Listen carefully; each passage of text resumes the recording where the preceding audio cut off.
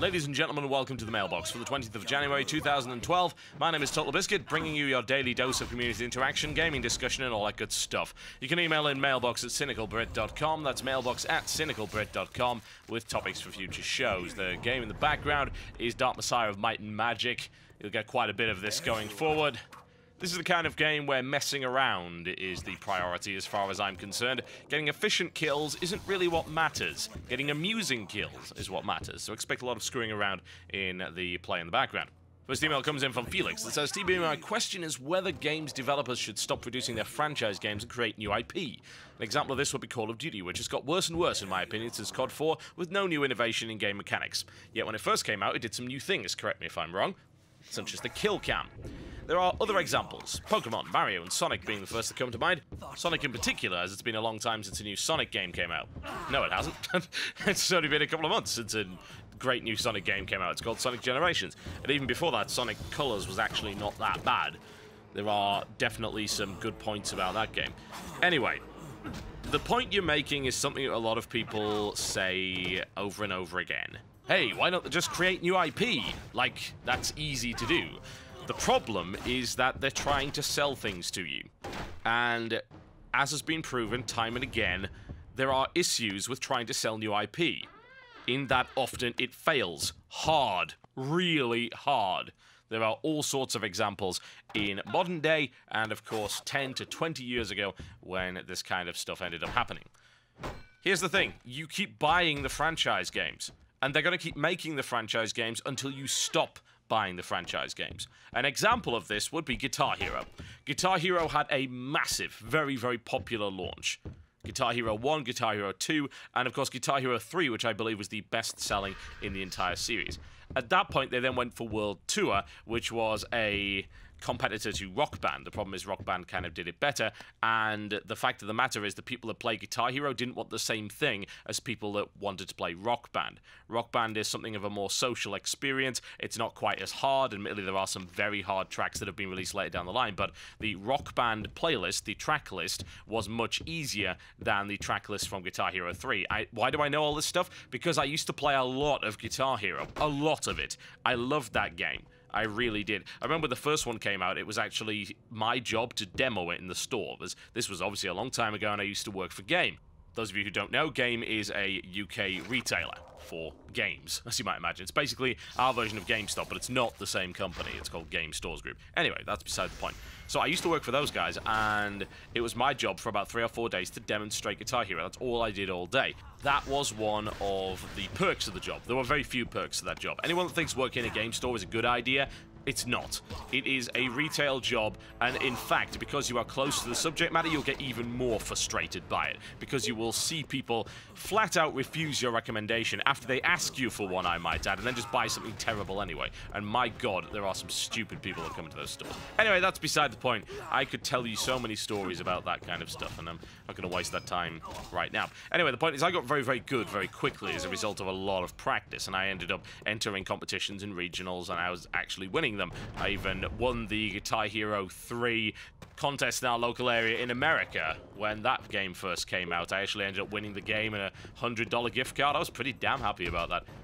Once again, all beside the point, what I know for a fact is that Guitar Hero 3 playlist was way, way harder than Rock Band, and they both were quite successful games. The problem, as I said, is that that series then went downhill, and after Guitar Hero 5, they stopped making it entirely, because the series had ceased to be profitable. Turns out, people don't necessarily want to buy the same thing over and over again, and they decided, you know what, this franchise is done with, we are not going to buy it, and the franchise ended.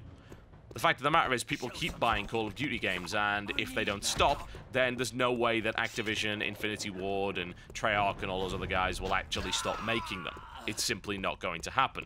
And honestly, do you blame them? Do you really blame them? I don't blame them. Why would I?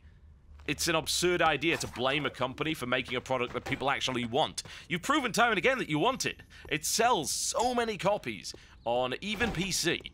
But mostly, of course, on console. It sells so many copies, and people will then buy the DLC, the map packs. It's now turned into a service with Call of Duty Elite. It's not going anywhere anytime soon. Tell me why they should take a risk. As hard as it is to see, you've got to look at it from a business standpoint and say, well, These original IP are simply not doing well, and we can't support it any longer. Good example from Activision would be Raven Software with Singularity. Singularity did not sell particularly well, and as a result, that studio was basically gutted.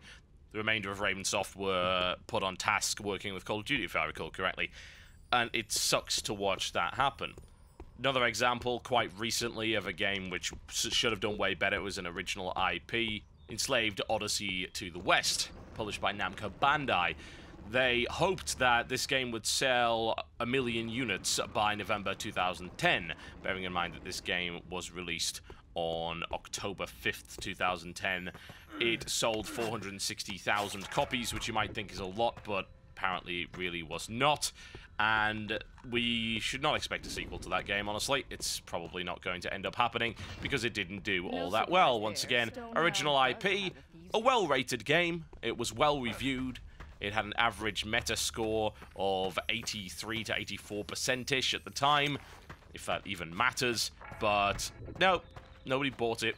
There was an interview in Edge magazine, actually, with the developers Ninja Theory, and what they said was Enslaved should have done better. Right now, we should have been working on a sequel and perfecting it and doing what franchises do, which is to get better over time. But because that didn't happen, we've not expanded to 2 teams like we intended to, and we've remained a smaller shop. By May 2011, incidentally, they'd sold 730,000 units. Apparently, that's not enough to greenlight a sequel. That should scare the hell out of you. I mean, Namco Bandai have published games, quite a few of them in fact, which are not necessarily mainstream. They're certainly one of the better publishers when it comes to putting out stuff that is a little bit unusual, a little bit against the grain. They might be a bit Japanocentric in places, but there's some good games out under Namco Bandai. Those are the guys who published Dark Souls, for God's sake. But that game doesn't get a sequel now. Apparently that's what you need. You need over 730,000 units to get a sequel. If I recall correctly, Bayonetta only sold about 1 million units, and that didn't end up getting a sequel either. That was not considered a particularly successful title, regardless of it being what I consider to be one of the best spectacle fighters ever made. I believe it was actually my #1 game of 2010, if I recall correctly. That game was absolutely phenomenal. But it didn't do all that well. Again, original IPs are risky. They're very, very risky. You've got to throw a lot of money at games these days at that kind of development level. We're not talking about indie studios here who are more than willing to put original IP out there. Indeed, how could they not? We're talking about taking a very real risk on an idea that may or may not sell well. Even if you market the hell out of it, it doesn't necessarily mean it's going to sell. That sucks, doesn't it? It really, really does. There's been so many missed opportunities, and sadly, I've got to say that a lot of the blame has got to be put on gamers in general. Gamers do not want original IP as much as they shout out for it. Sure, some do, but gamers in general, the actual market, doesn't. It doesn't want that. And that is blindingly obvious. Every now and again, they decide, oh, I want something really unique. That's, for instance, how Guitar Hero got started. Guitar Hero was a completely unique concept, and it sold incredibly well until, of course, people got sick of it. And eventually franchises do take a dip, die out completely, or have a slump and then come back later. Franchises based around mascots, for instance, tend to survive regardless of what you do to them, i.e. Sonic the Hedgehog. Sonic is not going anywhere. It will never die as long as Sega continues to be around. Mario will never die either. It helps that a lot of the Mario games were actually good, whereas Sonic certainly has some issues in that regard. But mascot-based franchises don't die. Franchises that don't have a mascot, like, say, Call of Duty, like Guitar Hero or whatever, yeah, they can potentially die off when people get bored of them, because they're attracted to the game as opposed to the actual mascot. When I say that some people will buy anything with either Sonic or Mario on the cover, I am not lying. Mario and Sonic at the Olympic Games sold 10 million copies.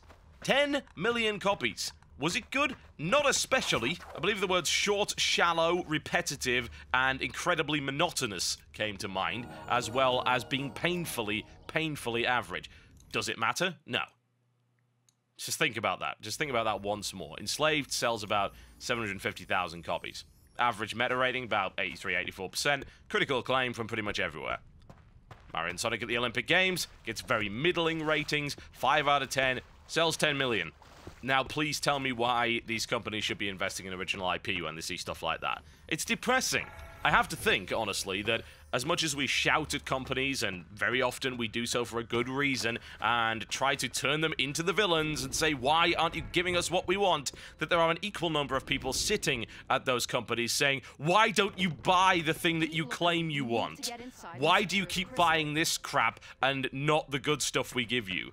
There's fault on both sides, and let's be honest, they only keep making these games because you keep buying them. It's pretty much your fault in that respect, not you specifically, but gamers in general. That's how the market currently is, and that's why original IP is not necessarily a good idea to invest in. Yes, it is depressing. Next email comes in from an anonymous viewer that says this: as with Minecraft, lots of indie devs have been releasing their titles in alpha versions to help fund the game and its development. Lately, I've seen a couple of titles that have adopted this model by releasing a game in pre-alpha or barely playable tech demos. I have a feeling that this ends up hurting the developers instead of helping them. I played with their demos for 5 minutes and did not pay for the newer releases because I didn't feel that as a customer I would be committing to a purchase, since I would barely be given a product or service in return. This was the case with early days of Minecraft. I only ended up buying the game in beta because of press hype. I feel like devs could benefit from such hype by presenting a more meaty product in later development stages, or even in alpha with interesting gameplay mechanics. I know that indie devs need money to complete their projects, but I'd like to hear your opinion on the subject, and maybe other alternatives to help with funding. Sorry about not mentioning what games were in such an early state, I forgot the names. Well, they can't have been all that good then. It's odd that you should say, I don't want to buy the later version because I paid for the alpha funding or whatever, and what I was given wasn't very good. Most of the time, those alpha funding projects say, you buy it in alpha at a reduced price, and you get the full version. I'm trying to think of a game that didn't do that, and I can't think of one off the top of my head. Most of the time, when you buy that, you're in there for life. It's the same thing with Minecraft. When you bought the alpha at a much, much lower price, you were entitled to the full version. That was part of the terms and conditions. That was what you expect. In fact, if a company didn't do that, I'd say that they're engaging in very shady business practices. I certainly don't like the idea of paying for a tech demo or pre-alpha, then having to pay for the game again once it reached a later state. That's absurd.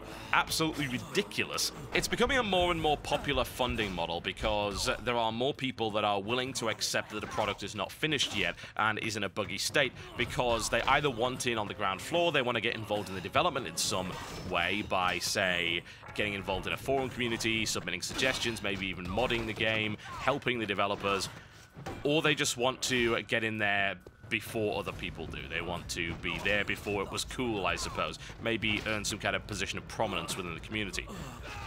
And that's fine. That's absolutely fine.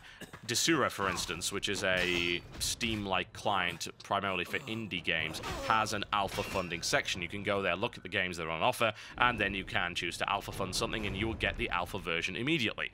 There are other ways of doing it, like, say, Kickstarter. We've seen games funded via Kickstarter. The problem with that is that there's really nothing to show. This is a problem that I've got with a lot of games right now that are coming and saying to me, for instance, hey, please promote my game. We're trying to raise money via Kickstarter to start development. And I say, well, what have you got to show me? What have you got to show these guys to indicate that you're actually going to produce a decent product? Because a few pieces of concept art and some ideas does not a game make. That's the easy bit. Anyone can do that. I did that when I was 6 years old, for God's sake. Here's some concept art and some ideas. It doesn't make a game. I'm sorry, it doesn't. And I'm not going to throw money at you if I don't have anything to show for it. And don't just say, oh, well, you get a copy of the game later and now Eternal Gratitude. Not enough. I'm sorry, not enough. You cannot ask for that. I'm just waiting for the time that one of these Kickstarter-funded projects goes heavily south and just disappears off the map.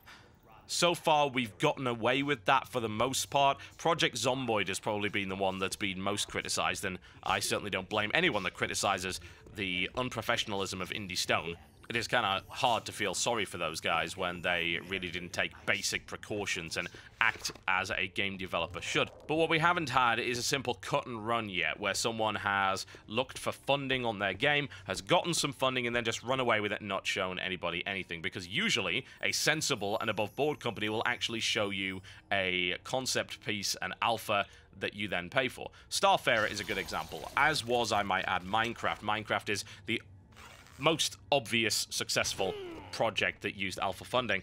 Starfarer is good because it shows a lot of promise. Like, they put an alpha out and showed us that the combat engine works. Yeah? It's like, this is what the game's going to look like. This is how combat's going to be. All of the sandbox stuff and design and changing your ships around and leveling up captains and gaining skills, that's not in the game yet. But what we can show you is a solid battle engine. Hey, look, these battles look pretty cool, right?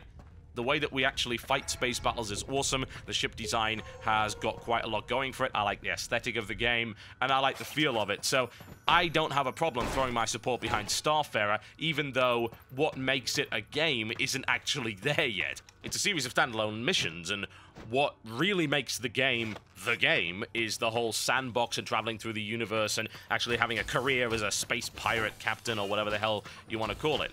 But we can see the potential for it going in there, and we see a solid product. Minecraft was the same. People saw almost infinite potential in that game, and they were having a bit of fun with what was given, and every time something new was added in, then it brought in a few more people, and the people who'd already bought the product actually gained a bit more enjoyment, maybe a few more hours, because you put this feature in, and that feature in. And by the time the game actually comes out, you're in a great state, because the people that paid the $10 have already more than gotten their money's worth, so everyone's happy, everybody's a winner. Unless, of course, you're a whiny little bastard, which is unsurprising. We see plenty of that on the forums. I think alpha funding right now is in a pretty decent place. It's not overdone, it's not oversaturated. There are going to be issues with it at some point in the future, I have no doubt about that. We're sort of getting to that point with indie bundles. I feel the market's starting to get to saturation point where people simply will not take part properly in the pay what you like kind of scenario. Admittedly, we haven't got there yet, and Humble Indie 4 did it incredibly well, so the model clearly still works if it's presented in the right way, but there are other bundles like Indie Royale that are nowhere near as popular, and other sort of similar bundles that keep popping up every now and again, so if you do it well, it's cool, and everyone's happy with it, and they're willing to get behind it. If you do it badly, then you are going to run into problems. Right now, though, most of them seem to be doing a pretty decent job, and I'd actually urge people to have a look at Desura because it's a fantastic place to go if you want to find out about alpha-funded indie games. It is desura.com, that's DESURA.com. It's a Steam-like client. There's a whole section of games which are currently in the alpha funding stage. You can find some interesting stuff over there. Alright folks, that's me done for the day. Thank you very much for watching the Mailbox, and I will see you next time.